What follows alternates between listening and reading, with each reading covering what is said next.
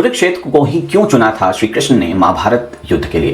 क्या आपने कभी सोचा है कि इतना विशाल और निर्णायक युद्ध, महाभारत का महायुद्ध, आखिर कुरुक्षेत्र में ही क्यों लड़ा गया? क्या यह सिर्फ एक संयोग था या इसके पीछे छिपी थी कोई गहरा आध्यात्मिक और ऐतिहासिक कारण? आइए जानते हैं इस रहस्य के बारे में। आज कुरुक्षेत्र हरियाणा में स्थित एक पवित्र भूमि है। इसे धर्म क्षेत्र भी कहा जाता है, यानी धर्म की स्थापना का क्षेत्र। पौराणिक मान्यताओं के अनुसार इस भूमि का नाम पड़ा था महान राजा कुरु के नाम पर। कहा जाता है कि राजा कुरु ने इस भूमि पर कठोर तपस्या की थी। उन्होंने इस क्षेत्र को धर्म, सत्य, तप और त्याग से पवित्र बना दिया था।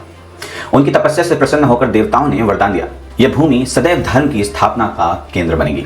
महाभारत का युद्ध केवल सत्ता के लिए ही नहीं था, यह था धर्म और अधर्म के बीच का संघर्ष। ऐसे में भगवान श्री कृष्ण ने उसी स्थान को चुना जो पहले से ही धर्म की भूमि मानी जाती थी। यही वह भूमि है जहां श्री कृष्ण ने अर्जुन को भगवत गीता का उपदेश दिया था। और जब अर्जुन युद्ध से विचलित हुए तो श्री कृष्ण ने उन्हें जीवन और कर्म धर्म का ज्ञान दिया था। जब जब धर्म की हानि होती है तब तक मैं अवतार लेता हूँ। कुरुक्षेत्र इस दिव्य ज्ञान का साक्षी बना।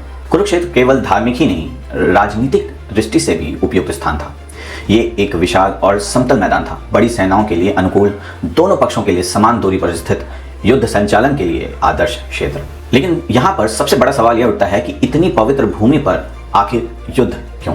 इसका उत्तर भी गहरा है। अधर्म का अंत केवल धर्म भूमि पर ही संभव था। न्याय की स्थापना के लिए सही स्थान आवश्यक था।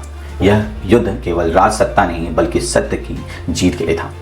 श्री कृष्ण का निर्णय, भगवान श्री कृष्ण जानते थे कि यह युद्ध इतिहास बदल देगा, इसलिए उन्होंने ऐसी भूमि चुनी धर्म की स्थापना हो सके, मानवता को सही दिशा मिले और अगली पीढ़ी सीख ले सके। ये कथा हमें सिखाती है कि जीवन भी एक युद्ध भूमि है। यहाँ हर व्यक्ति को अपने कुरुक्षेत्र का सामना करना ही पड़ता है। धर्म का साथ देना ही सच्ची विजय है और सही स्थान और सही निर्णय जीवन बदल देती है। अगर आपको ये कथा पसंद आई हो तो आप कमेंट्स करके जरूर बताइएगा। तब तक के लिए नमस्कार।